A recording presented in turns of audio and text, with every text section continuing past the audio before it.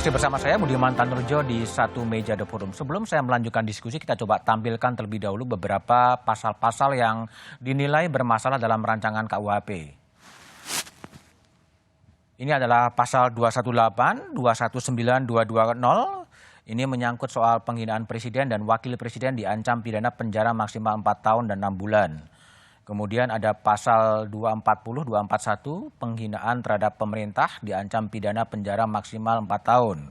Lalu kemudian ada pasal 351 dan 352, penghinaan terhadap kekuasaan umum dan lembaga negara diancam pidana penjara maksimal 2 tahun. Ya, kemudian juga pasal 302, pelaku penodaan agama dapat dipidana penjara maksimal 5 tahun.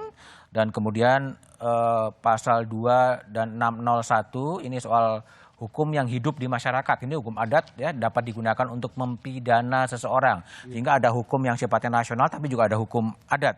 Itu adalah beberapa pasal yang banyak disoroti oleh publik.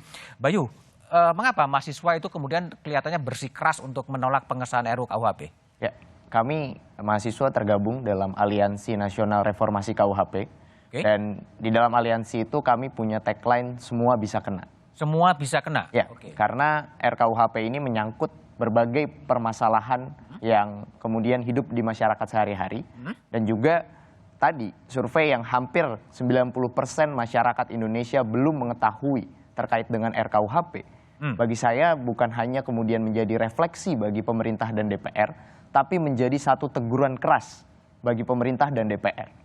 Pemerintah hari ini, Bang, selalu mengglorifikasi bahwa pemerintah sudah sosialisasi di 12 kota. 12 kota ini kan angka yang sangat sedikit sebenarnya. Dibandingkan dengan misalnya jumlah provinsi kita sekarang 37. Begitu. Tidak sampai setengahnya.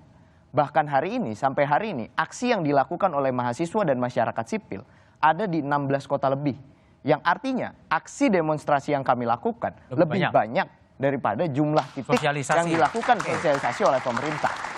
Itu yang pertama. Demo Anda itu takut ya, takut terjerat siapapun bisa kena tadi ya, termasuk pasal penghinaan, kekuasaan umum dan lain sebagainya. Dan apa yang paling dikhawatirkan sebetulnya? Ya, tadi terakhir ya tentang pasal 273 yang kemudian sudah dipindah ke dalam pasal 256, begitu, yang dimana ada sanksi pidana bagi demonstrasi unjuk rasa yang tanpa pemberitahuan. Nah, ini kan tentu akan mengancam demokrasi kita. Tadi Mas Budiman juga sudah sampaikan di awal, ini akan mengkebiri demokrasi kita dan yang paling parahnya lagi mengkhianati semangat dari reformasi kita. Padahal terkait dengan unjuk rasa, demonstrasi itu sudah diatur dalam Undang-Undang 9 tahun 98. Buah hasil dari perjuangan reformasi kita. Dan yang perlu diingat, dari tahun 2019 ada gelombang protes yang besar dari mahasiswa.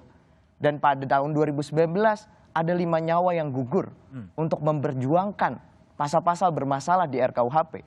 Dan hari ini pemerintah menyebutkan ada 14 pasal bermasalah. Angka 14 itu didapat dari mana? Apakah kemudian angka 14 ini didapatkan hanya dari 12 kota yang dilakukan sosialisasi? Padahal kami dari Aliansi Reformasi Nasional KUHP dan Aliansi Mahasiswa juga memberikan catatan 24 isu krusial. 24 isu dan krusial. Itu yang kami perjuangkan dari tahun 2019. Oke, baik. Albert, saya ingin tanya ya, itu kan kalau soal pasal penghinaan presiden ya, itu kan bukan itu sudah dinyatakan inkonstitusional oleh Mahkamah Konstitusi. Kenapa itu muncul lagi? Baik, jadi begini Mas Budiman, betul pasal 134 KUHP sudah dinyatakan inkonstitusional oleh Mahkamah Konstitusi. Tetapi dalam pertimbangan hukum MK tersebut menyatakan bahwa apabila penghinaan ditujukan terhadap kualitas pribadinya, maka Presiden bisa menggunakan pasal 310 KUHP tentang penghinaan biasa. Namun demikian, ketika ditujukan kepada Presiden selaku pejabat, maka bisa digunakan pasal 207 KUHP tentang penghinaan terhadap kekuasaan umum atau lembaga umum. Artinya, Mas Budiman, dengan kata lain, MK bilang bahwa apabila penghinaan terhadap Presiden itu dilakukan terhadap kualitasnya sebagai pejabat, maka bisa menggunakan pasal 207 KUHP yang masih hidup dan konstitusional. Nah, saya perlu menyampaikan juga malam hari ini bahwa rumusan pasal 218 KUHP tentang penghinaan terhadap Presiden itu sangat berbeda dengan pasal 134 KUHP. Yang pertama bedanya adalah sanksi pidananya. Kalau pasal 134 KUHP itu ancaman di atas 5 tahun bisa ditahan. Yang kedua, pasal 218 itu deliknya aduan. Artinya hanya presiden doang yang boleh mengadu. Aduan secara tertulis ya? Enggak harus begitu juga. Artinya tertulis kan, di KUHP kan tertulis itu. Bukan, itu permasalahan hukum acara Mas Budiman. Tapi begini yang mau saya sampaikan. Dalam kurun waktu 2014 sampai 2017, ternyata ada 9 kasus penghinaan terhadap presiden yang dilaporkan oleh simpatisan dan relawan. Apakah yang jadi pertanyaan malam hari ini, kalau kita mau membereskan negara kita ini sesuai dengan nilai demokrasi, apakah kita mau mempertahankan status quo tersebut dengan memberikan kewenangan legal standing untuk mengadu kepada presiden? Coba kita dengar ya, bagaimana suara publik soal pasal yang dinilai oleh sebagian mahasiswa itu kontroversial. Menurut saya wajar-wajar saja aturan itu dibuat karena kebebasan berekspresi itu bukan menghina presiden. Bisa mengancam kebebasan berpendapat di Indonesia, apalagi kan negara kita ini negara demokrasi di mana harusnya ada kebebasan untuk berpendapat, entah mengkritik atau apapun. Yang saya tahu pemimpin bangsa seperti presiden ini adalah wakil Tuhan. Tuhan mengatur sana. Nah, di bumi ini yang mengatur ya pemerintah itu wakil Tuhan, jadi nggak boleh dihina itu. Nggak setuju sih, nggak setuju kan katanya masyarakat itu kan bebas untuk berpendapat, jadi ya nggak bisa kayak gitu. Oke, Albert, saya coba kutip lagi ya, ini pertimbangan dari Mahkamah Konstitusi ya. Mahkamah berpendapat, Indonesia sebagai suatu negara hukum yang demokratis, berbentuk republik dan berkedaulatan rakyat, serta menjunjung tinggi hak asasi manusia sebagaimana ditentukan dalam Undang-Undang Dasar 45, tidak relevan lagi jika dalam KUH pidana masih memuat pasal 134, 136, dan 137 karena itu mengurangi prinsip persamaan di depan hukum. Betul sekali Mas Budiman, itu putusan atas pengujian pasal 134 KUHP di tahun 2006. Tetapi 1 tahun setelahnya Mas Budiman, dalam pengujian pasal 154 terhadap penghinaan terhadap pemerintahan yang sah, MK ternyata memperbaiki pertimbangan hukumnya tersebut. Bunyi pertimbangan hukum MK tersebut adalah begini Mas Budiman. Kalau perumus RKUHP itu misalnya memformulasikan jenis deliknya, misalkan dari delik formil menjadi delik material, dan lain sebagainya, itu adalah wujud reformulasi pasal menuju negara yang demokratis, Mas Budiman. Jadi 1 tahun setelahnya MK rupanya memperbaiki, mengutip ulang dan memperbaiki pertimbangan hukum. Tapi kan beda pasal, Bang. Tersebut. Itu kan beda pasal. Bukan. Ini begini, di tahun 2006, ini kan, makanya selalu alasannya seperti itu. Bukan beda pasal. Begitu. Jadi gini. Padahal sebenarnya pasal itu kan sudah dicabut atas dasar tadi. Jadi gini, Mas Kebersamaan Budiman, di depan hukum, kepastian hukum, kan seperti itu. Mas Budiman, inilah saya dalam forum lain pun saya sudah pernah meminta teman-teman mahasiswa untuk membaca ulang. Jadi dalam putusan MK yang 1 tahun setelahnya itu, MK mengutip persis pertimbangan hukumnya mengenai pasal 134 KUHP yang sudah dianulir. Dalam paragraf berikutnya MK bilang bahwa ketika pemerintah dalam hal ini tim perumus KUHP sudah memformulasikan ulang, ini adalah bentuk perwujudan dari negara demokratis dan itu adalah pendapat MK sebagai the final interpreter of our constitution. Tapi kan kalau orang merujuk pada putusan MK sebelumnya kan nggak salah juga kan? Bukan, karena begini Mas Budiman, nampaknya MK mencoba untuk memperbaiki rasio desidendi yang ada dalam putusan sebelumnya, seolah-olah pertimbangan putusan tersebut mengunci adanya reformulasi ulang dari pasal penghinaan terhadap presiden, Mas Budiman. Oke, kalau kita pindah ke kekuasaan umum ya. Itu apa sih kekuasaan umum itu? Nah, tentang kekuasaan umum ini kan sebenarnya juga bukan barang baru, Mas Budiman. Tapi apa mungkin dijelaskan kekuasaan umum itu DPR, DPD ya, betul. Jadi begini, Mas Budiman, dalam pasal 240 rancangan KUHP, itu mengenai penghinaan terhadap pemerintahan yang sah, itu jenis deliknya material.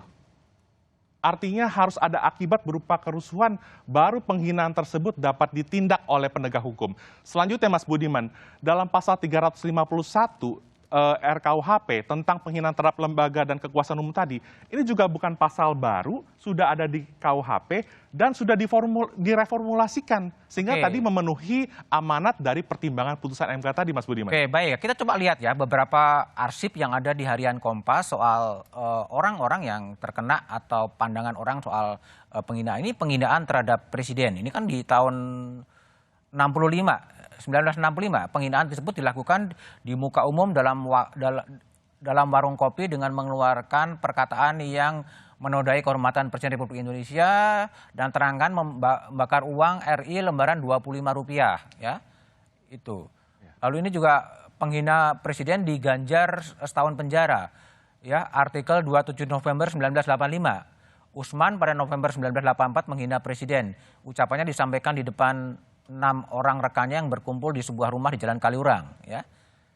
Lalu masih ada lagi kah? Nuku Sulaiman, ini kan cukup legendaris menjelang Ketua Yayasan Pijar yang menulis SDSB. SDSB itu Soeharto Dalang Segala Bencana. Dia dihukum 4 tahun penjara dan menyatakan Yayasan Pijar ini terbukti bersalah menghina Presiden Soeharto.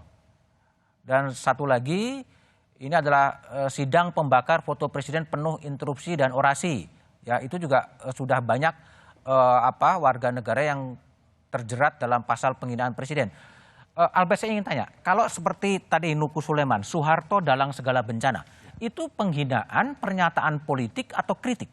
Ya, jadi begini Mas Budiman, kalau bicara tentang itu kan kasuistis ya sifatnya ya. Okay. Artinya nanti bisa dinilai oleh pengadilan apakah hal tersebut merupakan kritik atau delik. Nah, selama ini yang kami mengharapkan adalah teman-teman mahasiswa, teman-teman koalisi masyarakat sipil juga tidak membiaskan antara perbedaan antara kritik dan delik tadi. Okay. Nah, tadi yang disampaikan oleh Mas Budiman dalam presentasi tadi, itu adalah wujud konsekuensi dari pasal 134 KUHP yang merupakan delik biasa, artinya semua orang bisa melaporkan. Tapi dalam pasal 218, konstruksinya menjadi delik aduan. Okay. Nah, itu yang saya sampaikan tadi, semoga dengan dikonstruksikan sebagai delik aduan, berlakulah asas juro suo uti nemo cogitur, bahwa presiden tidak diwajibkan menggunakan haknya untuk mengadukan penghinaan tersebut. Dan satu lagi, kita masih punya kekuasaan kehakiman di mana ada prinsip check and balances yang dihormati negara demokrasi untuk memastikan salah atau benarnya seseorang itu bukan ditentukan oleh kepolisian atau kejaksaan yang merupakan bawahan presiden, tapi oleh pengadilan. Oke. Ya. Oke. Begini, Tobas sebentar ya, Bayu. Sebenarnya Tobas ini gimana sih pasal korban-korban soal pasal hatsai, artikelan penyebaran kebencian atau penghinaan itu begitu banyak. Tapi di iklim demokrasi sekarang, di mana kekuasaan itu juga muncul dari rakyat, kemudian hidup lagi pasal-pasal seperti ini. Ya, memang dalam beberapa perkembangan ya pasal-pasal hatsai artikelan dan lese majesty. Kalau 134 itu sebenarnya lese majesty. Kalau hatsai artikelan itu kan penyebaran permusuhan kebencian ya kepada penguasa. Nah, ini memang sudah banyak ditinggalkan ya, tidak lagi hidup. Nah, tapi tadi seperti disampaikan oleh pihak pemerintah bahwa ada sebuah rumusan baru yang coba ditawarkan ya kepada publik dengan catatan-catatan tertentu bahwa kata pemerintah jangan khawatir ini tidak akan mengganggu proses demokrasi dan sebagainya. Menurut saya itu bisa di-challenge. Di-challenge dengan apa? Di-challenge-nya pertama seperti usulan saya tadi, kita buat saja konsultasi nasional. Ya. Di mana tadi yang sampaikan oleh Albert itu ya kalau ada yang membantah, ada yang mempertanyakan, bisa dijelaskan, bisa diperdebatkan. Itu yang artinya pertama. Itu bisa berpotensi menjadi alat penguasa untuk menjerat siapa yang kritis kepada pemerintah. Ya kalau misalnya publik masih menganggap seperti itu ya harus di-challenge. Challenge-nya bukan setelah jadi, tapi ketika kita rumuskan ya kita bisa challenge bersama-sama dalam suatu dialog, dalam suatu debat yang melibatkan seluruh pihak. Yang kedua, Mas Budiman, saya juga ingin menawarkan sebenarnya apabila nanti DPR dan pemerintah sepakat untuk tetap melakukan pembahasan, kita lakukan simulasi. Simulasi untuk pasal-pasal yang kontroversial. Tadi seperti pasal tentang penyerangan harkat dan martabat kepada presiden dan wakil presiden misalnya. Kita simulasi dalam peristiwa seperti apa, dalam perbuatan seperti apa yang bisa masuk di situ. Nah, hasil simulasi ini, kalau misalnya ternyata pemerintah menyatakan, oh itu tidak masuk, kalau kritik ini tidak masuk, kalau bentuknya seperti ini tidak masuk, itu harus kita jadikan memori vantulichting, menjadi risalah dari bagaimana implementasi terhadap pasal tersebut yang bisa digunakan oleh hakim dalam membuat putusan dan digunakan oleh terdakwa nantinya ketika melakukan pembelaan. Nah, ini menurut saya harus ada ya. Simulasi ini yang mudah-mudahan bisa menjawab ya beberapa perbedaan-perbedaan pendapat mengenai suatu pasal-pasal yang masih dianggap kontroversial. Bayu, jadi gimana presiden kemudian sampai kepada kekuasaan umum pun kemudian sangat terproteksi dengan RUU KUHP ini sebenarnya? Ya, pihak pemerintah selalu bilang bahwa kita tidak membaca putusan lanjutan gitu ya. Kami memang kan biasa mengangkat putusan MK 2006 seperti yang tadi Mas Budiman sampaikan. Dan sebenarnya di putusan MK 2007 saya bacakan ya putusan MK-nya bahwa bahwa ketentuan pasal 154 dan 155 di satu pihak tidak menjamin adanya kepastian hukum sehingga bertentangan dengan pasal 28D. Nah, inilah yang kemudian perlu dilihat secara komprehensif dan menyeluruh putusan MK itu seperti apa. Kalau tadi Prof bilang bahwa ini adalah neokonservatisme, maka kami juga bisa bilang ini adalah neokolonialisme. Neokolonialisme. Iya, karena begini, semangat dari RKUHP seharusnya adalah dekolonialisasi. Tetapi pasal-pasal yang masih merupakan watak kolonial, pasal-pasal yang masih merupakan logika penjajahan, ini masih dipertahankan dalam RKUHP kita yang terbaru, di draft yang terbaru yang dikeluarkan oleh pemerintah.